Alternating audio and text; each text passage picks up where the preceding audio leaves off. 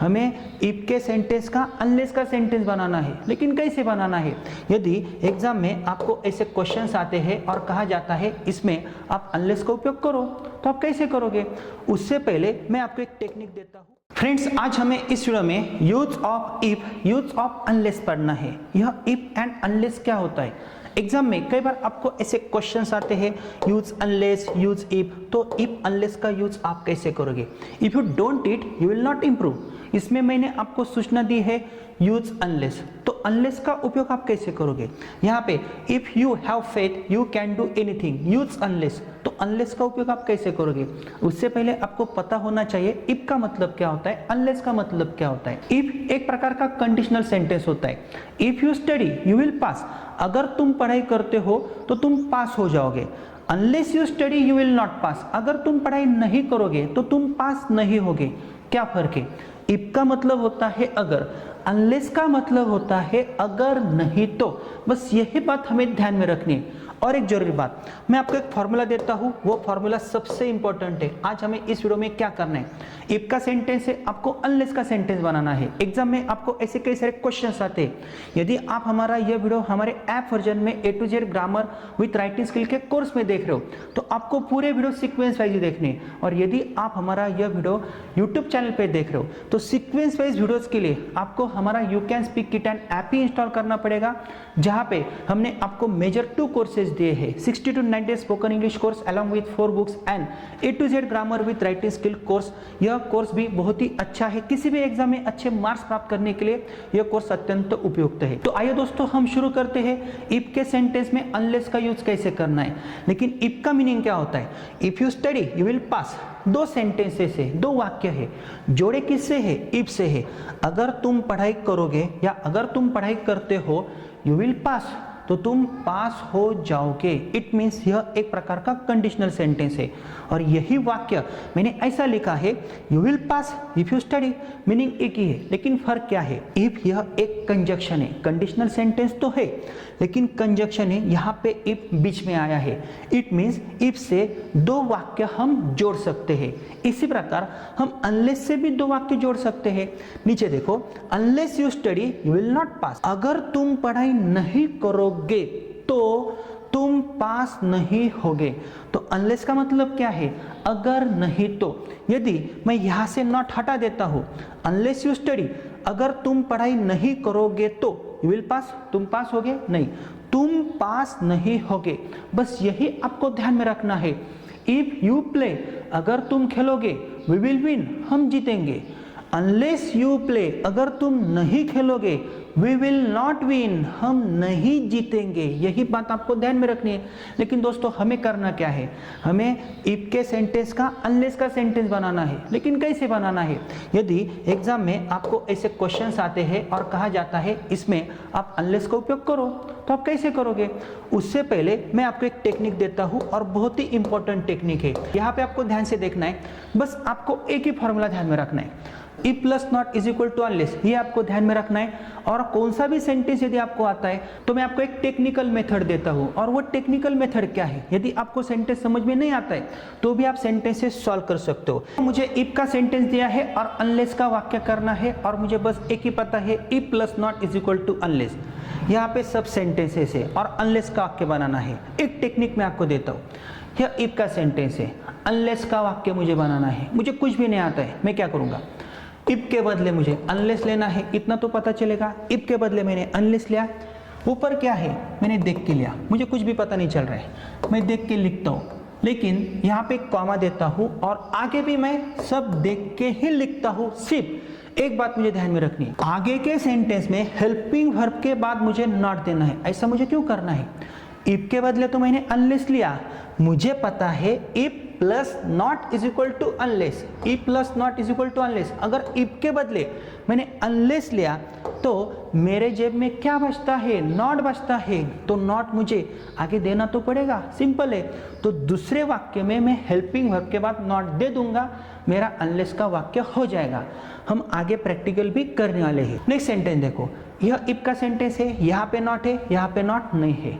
यह इफ का सेंटेंस है, यहाँ पे नॉट है, यहाँ पे नॉट नहीं है। इफ के सेंटेंस का मुझे क्या करना है? अनलेस का सेंटेंस बनाना है। लेकिन मुझे पता है if plus not is equal to unless, simple है, मेरा काम हो गया। क्या है देख के लिखो, क्या है देख के लिखो, मेरा काम हो गया। कॉमा देखो एज इट इज लिखो, एज इट इज, आपका सेंटेंस करेक्ट होगा। क्या क्या मैंने if plus not is equal to unless, यह फॉर्मूला मुझे पता है, if plus not is equal to unless, मैंने कुछ नहीं किया, if plus not is equal to unless. और ऊपर क्या किया था मैंने, इफ के बदले मैंने अनलेस लिया था, यहाँ पे भी नॉट नहीं था, यहाँ पे भी नॉट नहीं था, तो if plus not is equal to unless है, तो इफ के बदले मैंने अनलेस लिया, तो मेरे जेब में क्या बचा था, नॉट, तो मैंने नॉट यहाँ पे दे दिया। नेक्स्ट सेंटेंस, इफ का सेंटेंस है लेकिन कॉमा के बाद नॉट है, लेकिन मुझे तो पता है if plus not is equal to unless. आगे का जो कुछ भी है आप देख के लिखो, आपका सेंटेंस करेक्ट ही होगा। Next sentence, if plus not, यहाँ पे नॉट है, लेकिन if plus not is equal to क्या है, अनलेस है। इफ के बदले मैंने अनलेस लिखा, as it is sentence comma, यह नॉट में एज इट इज रखूंगा। इससे आपको क्या पता चला, बस एक ही बात पता चली, हम टेक्निकल मेथड के द्वारा भी ग्रामर कैसे सॉल्व कर सकते हैं। आगे मैं एक्सरसाइज लूंगा तो आपको पता चलेगा। पहले सेंटेंस में मैंने क्या किया था, इफ के बदले अनलेस लिया, लेकिन यहाँ पे भी नॉट नहीं था, यहाँ पे भी नॉट नहीं था, इसलिए मेरे जेब में क्या बचा, नॉट बचा, क्योंकि if plus not is equal to unless. मैंने आपको फिर से बताया है, देखो if plus not is equal to unless है, इफ के बदले मैं अनलेस लेता हूं तो मेरे जेब में क्या बचता है, नॉट, तो इसीलिए मैंने पहले सेंटेंस में नॉट दे दिया, लेकिन कहां पे दिया, दूसरे वाक्य में हेल्पिंग वर्ब के बाद। सिंपल है, लेकिन यहाँ पे सिंपल है, if plus not is equal to unless, if plus not is equal to unless, मेरा काम हो गया। सॉल्व कैसे करेंगे सेंटेंसेस, यहाँ पे देखो, यदि मैं बोलता हूं if I am ready I will come, यदि मैं रेडी होता हूं तो मैं आऊंगा, मुझे करना क्या है, यूज अनलेस, एग्जाम में आपको सूचना दी गई है, तो सिंपल टेक्निक है, इफ के बदले मैं अनलेस लूंगा। अभी वाक्य का प्रकार कौन सा है, यहाँ पे भी नॉट नहीं है, यहाँ पे भी नॉट नहीं है, if plus not is equal to unless, तो मैं क्या करूंगा, इफ के बदले मैं अनलेस लूंगा, लेकिन जेब में क्या बचेगा, नॉट, तो दे देना है ना, लेकिन कहाँ पे देंगे, नॉट हेल्पिंग वर्ब के बाद ही जाएगा। नेक्स्ट सेंटेंस में जो हेल्पिंग वर्ब है उसके बाद नॉट दे दो, आपका काम हो जाएगा। सेंटेंस पढ़ के देखो, if I am ready I will come, अगर मैं रेडी होता हूं तो मैं आऊंगा, अगर मैं रेडी नहीं होता हूं तो, आपको यहाँ पे क्या बोलना है, अगर नहीं तो, अगर मैं रेडी नहीं होता हूं तो मैं आऊंगा, नहीं, मैं नहीं आऊंगा, सिंपल है।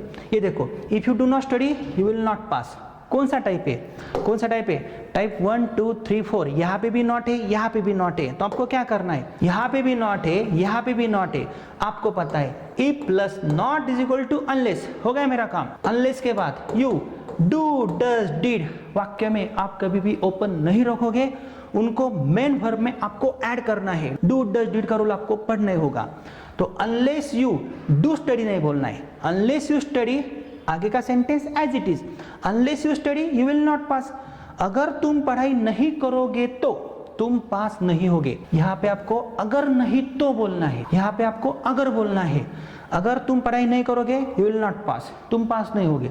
यहाँ पे आपको अगर नहीं तो बोलना है, अगर तुम पढ़ाई नहीं करोगे तो तुम पास नहीं होगे।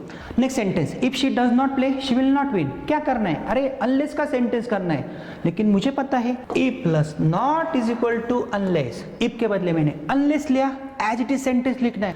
सिर्फ डू, डज, डिड आता है तो ध्यान रखना है, वाक्य में ऐसे ओपन नहीं रखना है। डज प्ले में जाएगा तो क्या होगा, प्लेज होगा।